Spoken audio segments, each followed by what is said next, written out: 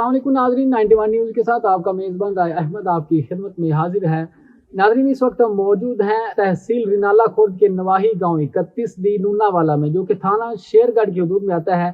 यहाँ पे एक अफसोसनाक वाकया वकूअ पज़ीर हो गया। अपने ही अपनों की जान के दुश्मन बन गए। सिर्फ एक पाइप के टूटने की वजह से चचाजाद भाई ने अपने ही कजन के ऊपर फायरिंग शुरू कर दी, जिसके नतीजे में एक बीबी शदीद जख्मी हो गई और एक चचाजाद कजन मौका पे ही जाँ बहक हो गया। इस वक्त मेरे साथ मकतूल के लवाहिकीन मौजूद हैं। आइए हम इनसे ये जानते हैं कि असल मामला और वकूआ क्या है। सर, ये जो असल मामला हुआ ना, ये जो पैप इधर गली में हमारा लगा हुआ है, तो उन्होंने ये कोई चीज मार के उसको तोड़ दिया।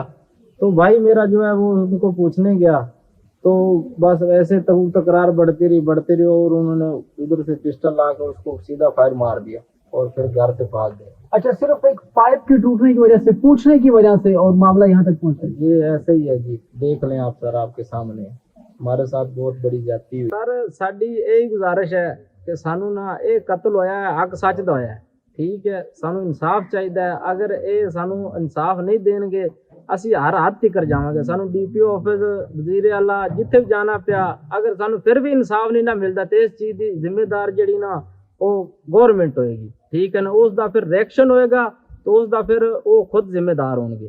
साडे सब तो बेहतरीन गल यही है कि ना सानू इंसाफ दिता जाए, असी खुश हाँ, ठीक। अगर इंसाफ नहीं देंगे तो असी उन्होंने जो नुकसान होया असी करांगे, ठीक है। ये चीज़ इदारे नोट कर लो, बस साडे ही है। असी शरीफ बंदे हाँ, साडे नाल उन्होंने ज्यादती की है, ठीक है। जे अगर सानू इंसाफ नहीं देंगे तो असी जो इस चीज़ का रिएक्शन होएगा ना, ये गवर्नमेंट ऑफ पंजाब, ये जो भी अफसर ने, ये सारे जिम्मेदार होंगे।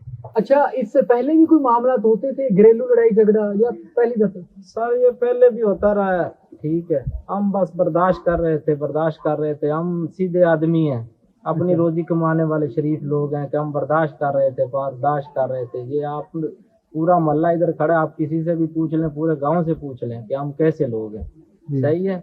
हम बर्दाश्त कर रहे थे, लेकिन उन्होंने आज फिर एंड कर दिया। मतलब पहले लड़ाई झगड़ा होता रहा है, लेकिन इस नौबत तक नहीं पहुंचा। इस नौबत तक नहीं पहुंचा सर।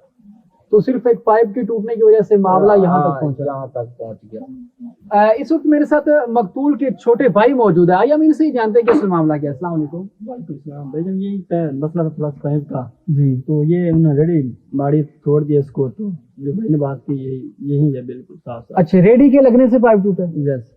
तो पाइप टूटने की वजह से उन्होंने मसला ये खड़ा कर दिया जी, फायरिंग कर दिया। कोई एप्लीकेशन FIR करवाई जरा? हाँ, पुलिस तो आई थी, लेकिन रात को पुलिस ने एक्शन शुरू कर दिया? हाँ, ये तो अभी पता नहीं चलेगा लाश के दफनाने के बाद, जी। तो फिर देखते हैं क्या होता है। इस वक्त हमारे साथ नाज़रीन मोहल्लादार भी मौजूद है, मकतूल के मोहल्लादार मौजूद हैं। तो आइए हम मोहल्लादारों से ये जानते हैं कि क्या ये मामला क्या है, असल हकाइक क्या है। आइए मेरे साथ। जी सर, बताइए कि ये मामला क्या है।